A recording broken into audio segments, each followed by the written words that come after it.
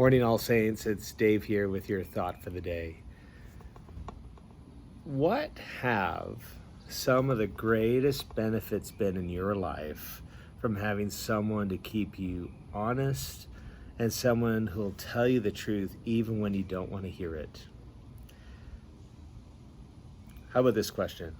Why is it also important for you and for me to be that kind of person for someone else?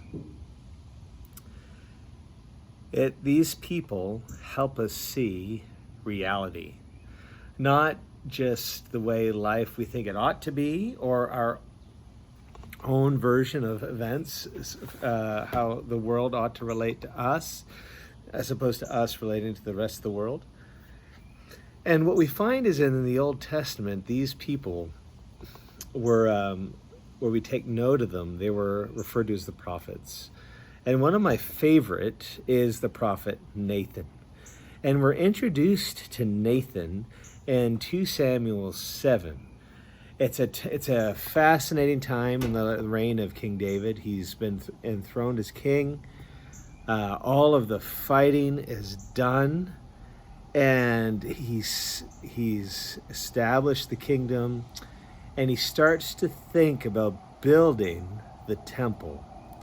And he has this exchange with Nathan. He goes, Nathan, and he asks Nathan, this is what I'd like to do. And he says, yeah, go with it. Whatever you think, it'd be great.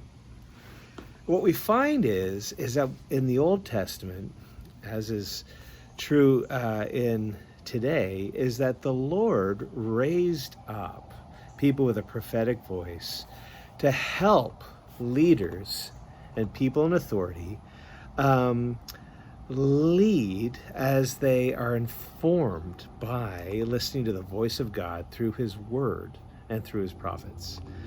Samuel was God's first prophet through whom he spoke to King Saul. Elijah and Elisha were God's prophets through many years during the Jewish monarchy. And Nathan served as the prophet in the royal court of David. And these prophets were called to issue the word and will of God, not necessarily the messages the leaders want to hear. Who are those people in your life? It's interesting, isn't it? We often go to people for advice because we have an idea of what they're going to say. We have an idea of what their advice is going to be, and we often either consciously or subconsciously choose advice from that. But who are the truth tellers in your life who will share the truth with you in grace and love? Nobody wants the truth in judgment and anger or hatred, right? We want the Christian community is forged through the mutual love of Christ. And so whenever we have the best kind of truth teller is one who will tell us the truth because they love us. David didn't consider himself to be above reproach or above the need of advice, which is, and this is at a stage where he is king. And the statement David makes to Nathan in 2 Samuel 7, verses 1 and 2, assumes the question, what am I to do about the ark of God?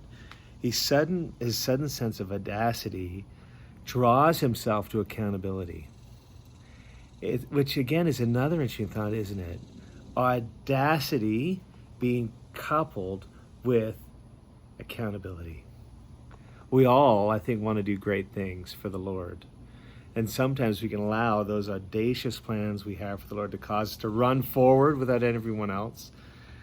And on the other side is sometimes we want to do great things for the Lord, but we are so focused on make sure we have everything lined up and the perfect accountability, we never get anything done. And what we see here is what's modeled in the relationship with David and Nathan is this partnering together. And Nathan has some difficult things to say to David, but because of their relational accounting, which is so positive, Nathan is able to correct David.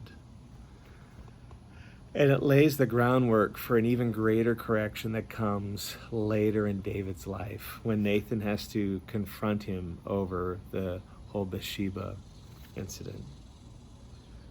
And so to David, God says through Nathan, don't assume that every bright idea and noble idea is from me. good ideas and God ideas aren't always the same, or they aren't always congruent. And so to Nathan, God says, don't assume that a leader I have chosen is always right. The Lord can be with a man while at the same time that man can make a decision without God. And again, it's if you know the story of David and you've read 1 and 2 Samuel, the current refrain throughout the whole thing, which is one of the reasons why David is referred to as a man after God's own heart, is the constant refrain of David inquired of the Lord. So that's my thought for the day out of 2 Samuel 7. I encourage you to read that chapter and think about it. And think about the relationship in your life between people who will support those audacious goals that you have and also help you stay accountable as you pursue them. Because that's the beautiful relationship we see with Nathan and David. And that's really what we need today to help stay grounded in reality. So we don't go chasing after wild dreams and be totally blinded to unintended consequences that might be caused. Every blessing, friends, and look forward to seeing you soon.